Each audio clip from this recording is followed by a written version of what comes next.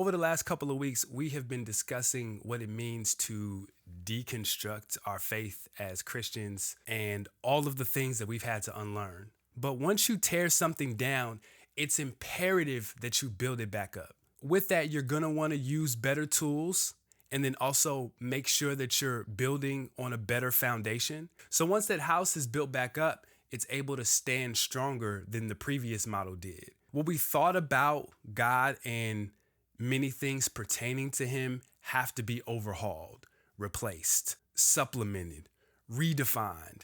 And let me tell y'all, that is a great place to be. Let's talk about it. What's going on, everybody? My name is Armond Wake Up, and I provide nuance to new creatures. And we do that by engaging culture and each other. As always, this is a safe space to ask questions and explore perspective. And the goal is always understanding. So my question of the week, and you can leave a comment if you're watching this on YouTube. What is something that you believed about God that you had to unlearn? And what did the process of that unlearning teach you about yourself? The reality is, God is a really easy scapegoat. Church can be a really easy scapegoat. But one day, all of your excuses will not be there.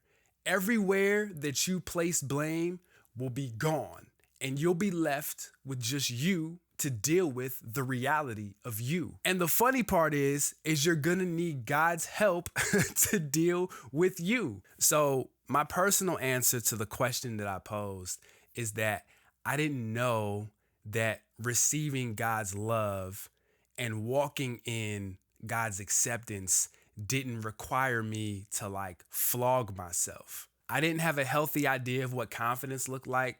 So it would show up the less that I think of myself, the higher that I'm able to exalt God. And the scary part is that disguises itself as humility. But in reality, it's extremely toxic. So then I had to explore this question. What was it about me that even allowed me to believe something like that would be true?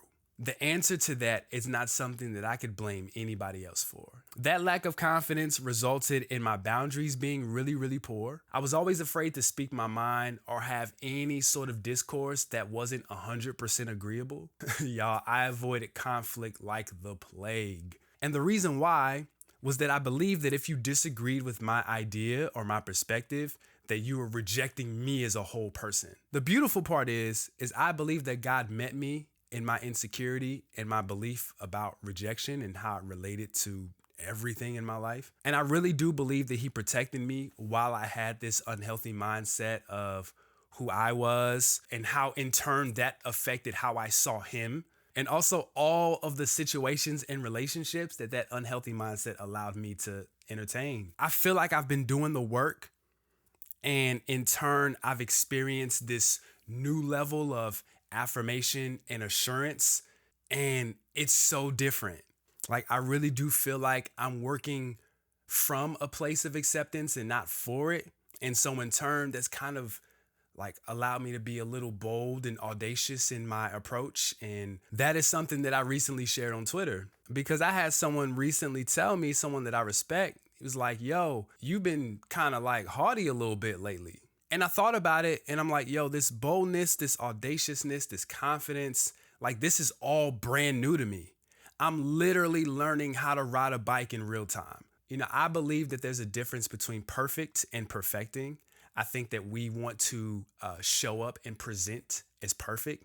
And as humans, we know that that's just unrealistic. However, perfecting is a process. So I'm 100% okay with that confidence showing up a little extreme in some cases because I feel like it'll balance itself out. The Holy Spirit is precious. It's not fragile. So that means he can handle my curiosity. He can handle my process. In fact, he fuels my curiosity and fuels my process. And if I'm a little bit off the rails or if I'm a little bit extreme, he can reel me back in. And it's important to perfect that confidence because it affects how I worship God. It affects how I see myself. And it also affects how I treat people. It creates space for me to be as authentic as I know how to be. And y'all know that I believe that authenticity is worship. So we're going to discuss this in greater detail this Wednesday, 9 p.m. Eastern, ArmondWakeUp.com. We are going live. If you're on YouTube, just go ahead and, like, subscribe, finesse the bell, all that YouTube stuff. Go to ArmondWakeUp.com and sign up for our mailing list. I put out a newsletter every Monday morning detailing everything that's going on, sharing gems, like all different types of stuff. Don't forget, leave a comment with the question of the day. What is something that you had to unlearn about God? And in turn, what did the process of that unlearning teach you about yourself? My name is Armond Wake Up. And as always, thanks for watching.